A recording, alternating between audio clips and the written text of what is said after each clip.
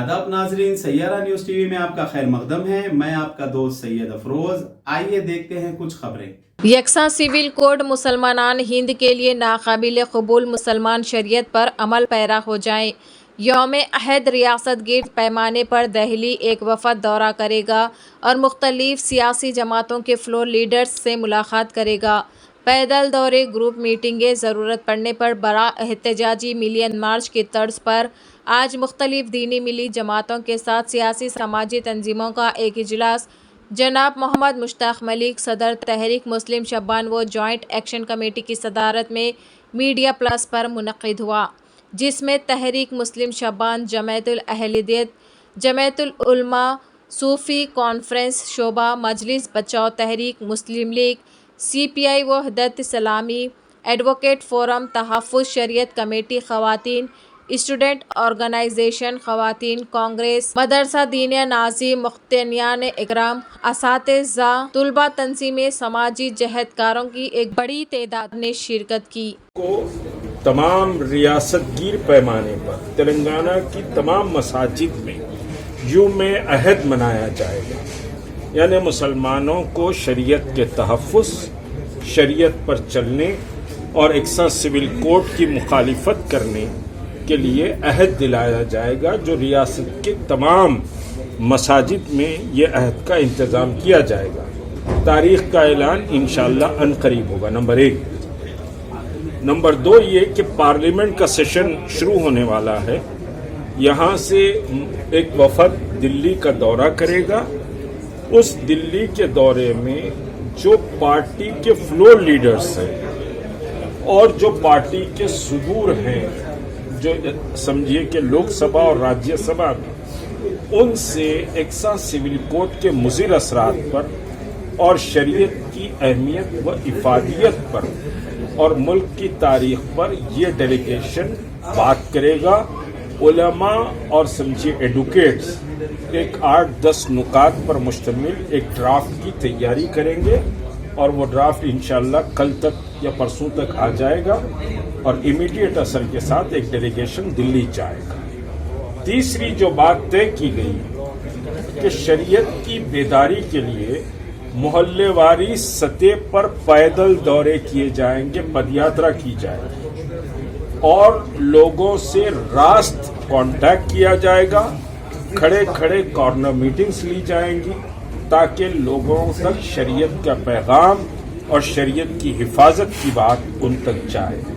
आज का ये इजलास तहरीक मुस्लिम शब्बान के ज़ेर एहतमाम मुनक़्क़द हुआ था। बिस्मिल्लाहिर्रहमानिर्रहीम।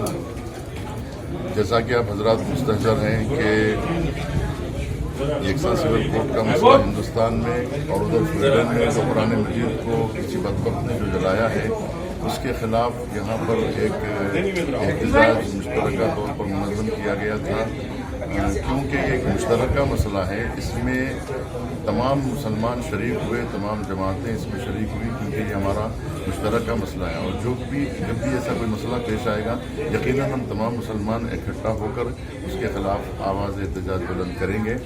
यहाँ पर इसका बेहतरीन मुजाहरा यहाँ पेश किया गया है। मैं मुसलमानों से ख्वाहिश करूँगा कि हर मुसलमान इस मसले को समझे और इसमें हिस्सा ले, गौर करे कि जो इस्लाम के ख़िलाफ़ जो साजिशें हो रही हैं आलमी पैमाने पर भी और हमारे मुल्क के अंदर भी, कि कोई चीज़ शहरियों पर थोपी नहीं जा सकती है जब तक कि जो है रेफरेंडम न कराया जाए और पाक और शफाफ रेफरेंडम न हो। किसी भी शहरियों पर कोई कानून जो है किसी एक जमात के ज़रिए से थोपा नहीं जा सकता है। सबसे पहले तो ये जो कॉमन सिविल कोड है, इसको ऐसा पेश किया जा रहा है कि ये मुसलमानों के ख़िलाफ़ में है और शरीयत में इसकी मदाखलत है। यकीनन ये मुसलमानों के ख़िलाफ़ है और जो सोची समझी साजिश के तहत जो हिंदुत्व लॉबी काम कर रही है, ये कॉमन सिविल कोड बोलिए या ये जो भी आप इसका नाम रखिए, तो इसके पीछे एक RSS और हिंदुत्व की एक बड़ी लॉबी काम कर रही है। 50 साल से ये लोग कोशिश कर रहे हैं लेकिन इसमें कामयाब नहीं हो रहे हैं। जॉइंट एक्शन कमेटी, क्योंकि NRC के वक्त भी जॉइंट एक्शन कमेटी बेहतरीन एहतजाज किया था जनाब मुश्ताक मलिक साहब की सदारत में, तो इस बार भी हम लोग कोशिश करेंगे कि जैसा जॉइंट एक्शन NRC के वक्त में 1 मिलियन मार्च किया गया था, अभी भी वैसी एक तजवीज़ रखी गई है اور خاص طور پر اس میٹنگ کے دوارا یہ فیصلہ کیا گیا ہے کہ چیف منسٹر کے چندر شیکھر راؤ صاحب کی جو BRS پارٹی ہے اس کا موقف واضح کرنا چاہیے، اور جگن موہن ریڈی جو YSRCP کے ان کا موقف واضح کرنا چاہیے، اور تلگو دیشم، ان تمام یہ 3 جو بڑی جماعتیں ہیں ساؤتھ کی، ان پہ ہم پریشر ڈالیں گے کہ وہ آنے والی اگر بل پارلیمنٹ میں پیش ہوتی ہے تو اس کی مخالفت کرے، کیونکہ ہر پارٹی میں جو ہے ان کو اقتدار پہ لانے پہ مسلمانوں کا بڑا ہاتھ رہا ہے۔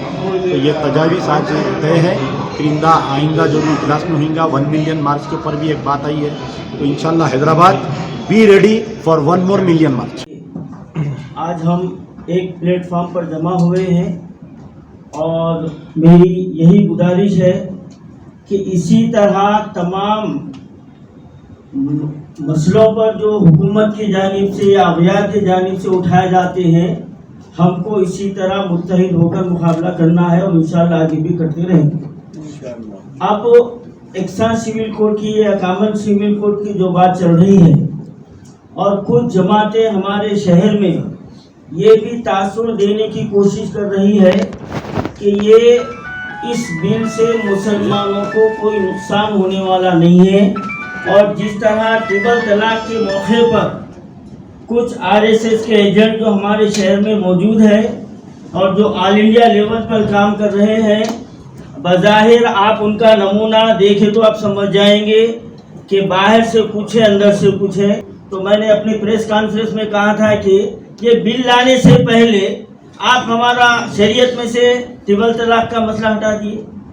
کیا شریعت نہیں ہے؟ یہ حجاب پر پابندی لگا دی گئی، مساجدوں میں اذان پر پابندی لگا دی گئی۔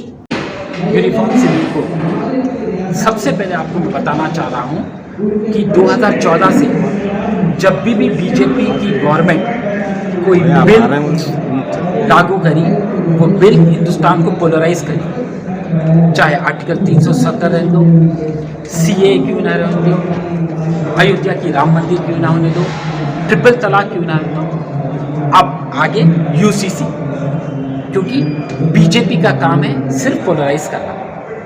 اور جو یہ یونیفارم سول کوڈ ہے یہ ہندوستان میں لاگو نہیں ہونا چاہیے۔ ہم مذمت کرتے ہیں یونیفارم سول کوڈ، کہتے ہیں uniform civil code UCC anti constitutional ہے اور یونٹی ان ڈائیورسٹی کا خاتمہ کر رہا ہے۔ یہ ہمیں شعور بیدار کرنا چاہیے کہ یونیفارم سول کوڈ نہ مسلمانوں کے لیے ٹھیک ہے، نہ سکھ کے لیے ٹھیک ہے، نہ کرسچنس کے لیے ٹھیک ہے، نہ جین کے لیے ٹھیک ہے، کوئی بھی مذہب کو ماننے والے کے لیے ٹھیک نہیں ہے۔